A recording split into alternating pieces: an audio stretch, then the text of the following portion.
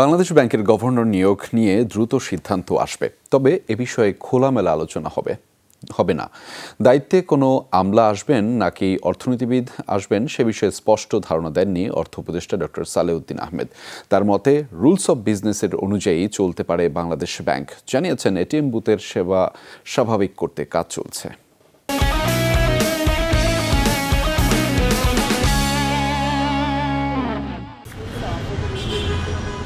ATM বুথে টাকা যেন সোনার হরিণ, কার্যত অচল রাজধানীর বেশিরভাগ মেশিন। যেখানে টাকা মিলছে সেখানেও পরিমাণ প্রয়োজনের চেয়ে কম। সারা দেশের 13,000 এটিএম বুথে কম বেশি একই দৃশ্য, ফলে তীব্র হচ্ছে নগদ টাকার সংকট।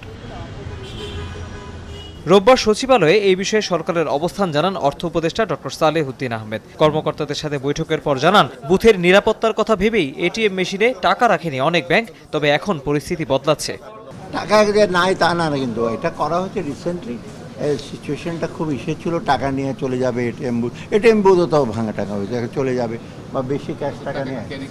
হ্যাঁ, ক্যারি, এটা তো আমি তো জানি বাংলাদেশ ব্যাংকে প্রত্যেকদিন সকালবেলা ব্যাংকাররা তো বড় বড় ট্রাঙ্ক নিয়ে আসে, টাকা পয়সা নিয়ে যাবে, রাস্তায় যাওয়ার পরে তো তার টাকা এসে যাবে। এইগুলো করা হচ্ছে, এগুলো সব নর্মাল। ক্ষমতার পালাবদলে কেন্দ্রীয় ব্যাংকে অস্থিরতা দেখা দিলে পদত্যাগ করেন বাংলাদেশ ব্যাংকের গভর্নর। তার আগে দায়িত্ব ছাড়েন কয়েকজন ডেপুটি গভর্নর। এরপর থেকেই অভিভাবক ছাড়া চলছে ব্যাংকিং খাত। 2 লাখ টাকার বেশি নগদ তোলা যাবে না, এমন ঘোষণায় তারল্য নিয়ে দুশ্চিন্তা আরও বেড়েছে। তবে অর্থ উপদেষ্টা জানালেন, নতুন গভর্নরের সিদ্ধান্ত আসতে দেরি হবে না। বাংলাদেশ ব্যাংকটা হলো সবচেয়ে বড় চ্যালেঞ্জ আমাদের।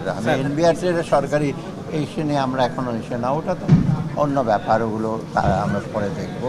অ্যাডমিনিস্ট্রেশনের ব্যাপারে গভর্নরগুলো আর ওই তো সিকিউরিটি এক্সচেঞ্জ কমিশন বোধে রিজাইন করছে, এগুলো আমরা ইমিডিয়েটলি।